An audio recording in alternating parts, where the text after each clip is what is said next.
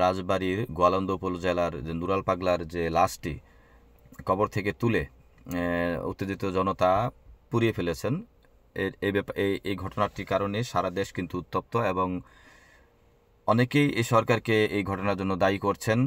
অনেকেই বলছেন যে লাশটি হয়তো পোড়ানো ঠিক হয়নি, কিন্তু তিনি যে কাজগুলো করেছেন সেগুলো অনেক অনইসলামিক কাজ, এবং তিনি মরার সময়ও ওসিয়ত করে গিয়েছিলেন যে তার লাশ যেন 12 ফিট উপরে কবর দেওয়া হয়, এবং তিনি নিজেই নির্মাণ করে গিয়েছিলেন কবরের পরীক্ষা, সেখানে যেন কাবার আদলে তার কবরটি নির্মাণ করা হয়েছিল। তার অনুসারীরা সেটাকে খুব মূল্যায়ন করত এবং সেটাকে কেন্দ্র করে বিভিন্ন কাজকর্ম করত যেগুলোর সাথে ইসলামের সম্পর্ক নেই। আমরা এই ঘটনাগুলো আমরা দেখছি এবং বিভিন্ন ধরনের প্রতিক্রিয়া হচ্ছে।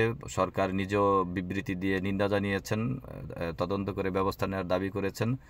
অলরেডি রাষ্ট্রপক্ষ থেকে অর্থাৎ গোয়ালন্দ উপজেলার এক পুলিশ বাদী হয়ে প্রায় 3300 জনের বিরুদ্ধে মামলা দায়ের করেছেন। টোটাল যে ব্যাপারটা সেটা আসলে কোন দিকে যাচ্ছে বোঝা যাচ্ছে না, তদন্ত হওয়া উচিত। এবং আমি মনে করি এই ঘটনায় শুধু যারা এর কাজটি করেছেন উদ্বুদ্ধ জনতা, শুধু তাদের বিরুদ্ধেই করেছেন সামান্য অল্প কিছু মানুষ, এবং এই যে বিক্ষোভ সমাবেশে ডাক দিয়েছিলেন যারা, তারা আমার বোধগম্য হয় না যে তারা এই ধরনের একটি কাজ করার জন্য কাউকে উদ্বুদ্ধ করেছেন। কিন্তু সবার বিরুদ্ধে সম্ভবত মামলাটি হয়েছে।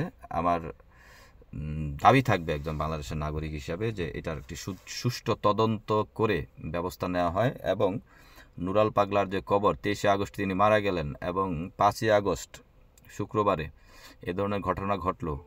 এই যে 23 আগস্ট থেকে তাকে সমাহিত করার পরে মুসলিম জনতার যে দাবি ছিল, স্মারকলিপি দিয়েছেন, বিভিন্ন কর্মসূচি করেছেন, সেগুলো আমরা পত্রিকার মাধ্যমে জানতে পেরেছি যখন লাশটি পুড়িয়ে ফেলা হয়েছে।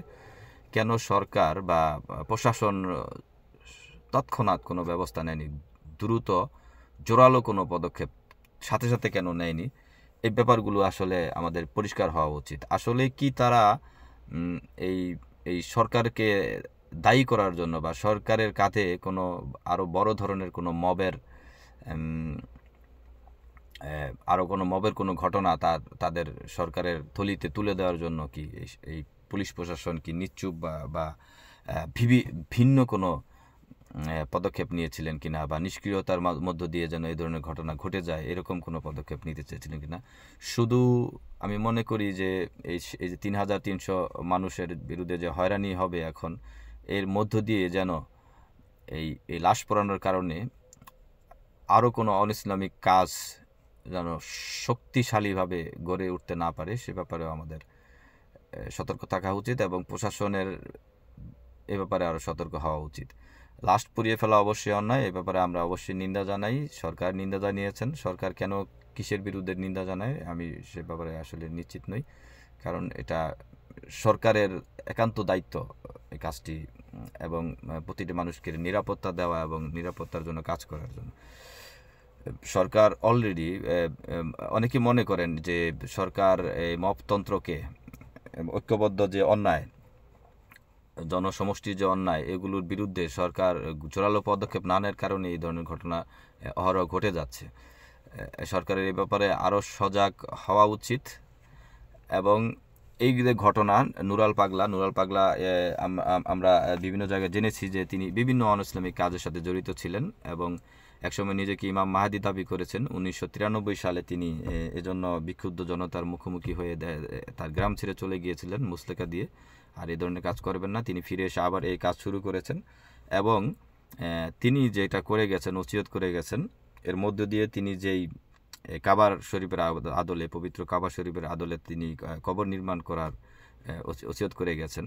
তিনি নিজেই পরীক্ষা নির্মাণ করে গিয়েছিলেন, এখানে তাকে সমাহিত করা হবে। এর মধ্য দিয়ে তার যে উত্তরসূরিরা আরও অনইসলামিক কাজ যেন করতে পারে, এই ব্যাপারে তিনি একটি সুন্দর একটা পরিকল্পনা রোডম্যাপ করে গিয়েছিলেন। আসলে এই ধরনের অনইসলামিক কাজ যেন এই বড় ধরনের অন্যায়ের হওয়ার প্রেক্ষিতে যেন প্রতিষ্ঠা না পায়। আমরা চাই এ ধরনের অন্যায় যেন প্রতিষ্ঠিত না হয়।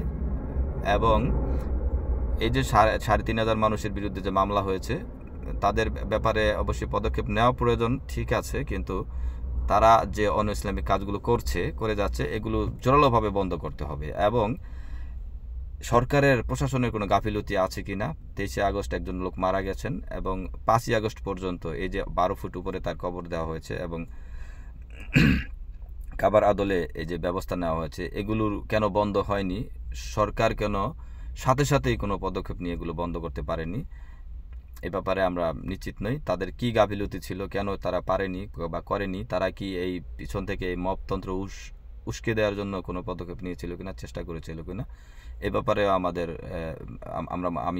আমি ব্যক্তিগতভাবে আমি একজন নাগরিক হিসেবে চাই এটার একটা তদন্ত হোক এবং সঠিক বিচার হোক সকলের। যারা এই লাশটি পুড়িয়ে ফেলেছেন তাদের অবশ্যই বিচার হওয়া উচিত। এবং এই নুরাল পাগলার যে অন ইসলামিক কার্যক্রম আছে এগুলোকে সম্পূর্ণরূপে এগুলোকে অগ্রহণযোগ্য হিসেবে ঘোষণা করা হোক। সেটা কিভাবে, কোথা থেকে করা হয় সেটা আমি জানি না, তবে